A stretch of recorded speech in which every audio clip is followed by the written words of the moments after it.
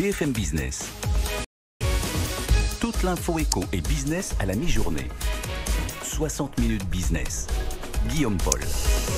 Allez, nous voici en direct 60 minutes business sur BFM Business. Bon, alors le Brexit, parce que vous avez vu, on sent bien que les Européens sont en train de changer de disque là vis-à-vis de Boris Johnson. Il y a un conseil européen qui se tient demain. Les 27 disent qu'ils vont acter, je cite, le fait que les progrès sont insuffisants.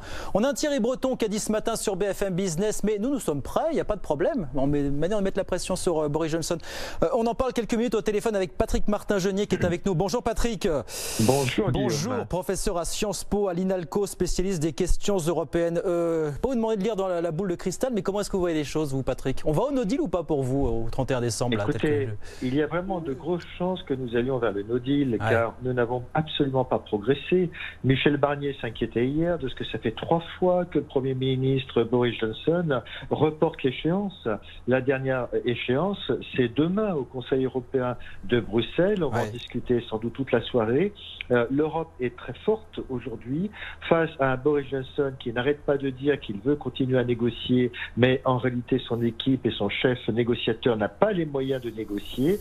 On n'avance pas sur les aides aux entreprises, on n'avance pas sur la pêche et on n'avance pas du tout sur les conditions d'une concurrence équitable. On n'a rien. L'économie britannique s'effondre littéralement, Patrick. Qu'est-ce qu'a en tête Boris Johnson? Expliquez-moi là, je ne comprends pas. Je crois qu'il est enfermé dans sa logique d'un échec. C'est un protectionnisme, une sorte de populisme, de nationalisme. Il ne voit que l'aspect politique, il ne voit pas l'aspect économique. Et il est vrai, vous avez raison, que les milieux d'affaires au Royaume-Uni sont très inquiets. Ils font pression sur Boris Johnson, ils font pression sur le Parti conservateur, à tel point qu'on a considéré qu'il pourrait être démissionné de son poste de Premier ministre s'il n'arrive pas à trouver une solution. Donc il y a une grave crise politique au Royaume-Uni. Hélas, j'allais dire, il est soutenu par une majorité écrasante à la Chambre des communes, qui, comme vous savez, a voté le fait de violer le droit européen et international. Je vous entends, Patrick, mais est-ce qu'on peut croire véritablement qu'il n'ait pas de notion, qu'il n'ait pas conscience de l'urgence économique d'un accord pour la Grande-Bretagne, pour le Royaume-Uni? Enfin, c'est quand même insensé quand on y pense. Je crois que c'est un homme effectivement intelligent, mais il est, vous savez, en prise dans son cabinet avec des populistes, notamment Dominic Cummings, son conseiller spécial, qui pousse à une logique complètement nationaliste. Mais vous avez raison. Je pense que quelque part, au fond de nous-mêmes, il pense que l'Europe va céder sur un certain nombre de points très importants. Et donc, c'est une stratégie politique. Il pousse ses avantages jusqu'au bout pour tenter de faire céder l'unité européenne sur le Brexit. D'ailleurs, puisqu'on parle des Européens, Patrick, il nous reste 1 minute, mais disons un mot, parce que je vous disais, Thierry Breton ce matin dit « Ah mais nous, on est prêts ». Manière de dire, c'est surtout le Royaume-Uni qui va être pénalisé, et Boris Johnson et la Grande-Bretagne qui vont être pénalisés. Thierry Breton dit, nous, nos douanes, les douanes françaises sont prêtes, en Europe nous sommes prêts, ce qui n'est pas forcément le cas, dit-il, des douanes britanniques. Est-ce que vous dites que, effectivement, en Europe, nous sommes, et en France notamment, nous sommes relativement préparés à ce qui pourrait se passer au-delà du 31 décembre finalement? Est-ce que c'est du bluff là aussi pour vous?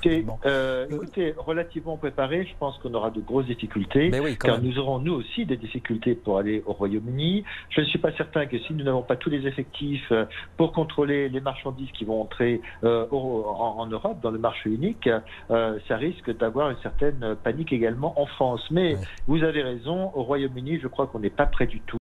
Vous savez qu'on en est aujourd'hui à créer des permis d'entrée intérieurs dans le Kent, qui est la région frontalière, pour empêcher des camions de venir. On est en train de créer une vingtaine de parcs de camions, car ce sera effectivement, s'il n'y a pas d'accord, une véritable panique au 1er janvier 2021. Bon, donc on peut penser, au vu de ce que vous nous racontez, que la pression va s'accroître à l'intérieur même de la Grande-Bretagne du côté vis-à-vis de Boris Johnson pour parvenir à un accord, pour continuer à négocier. Il reste 15 jours, Patrick, parce que je crois que les Européens ont dit oui, 31 décembre, on parle de 31 décembre, mais nous, on veut conclure quelque chose avant la fin octobre. Donc là, ça nous laisse quoi? 15 jours, 3 semaines finalement, ça ne laisse plus que 15 jours. Les équipes sont en train de négocier encore à Bruxelles en ce moment même. Pourquoi fin octobre? Parce qu'il faut le temps au Parlement européen, dont on oublie qu'il existe, de ratifier cet accord. Le Parlement européen doit ratifier.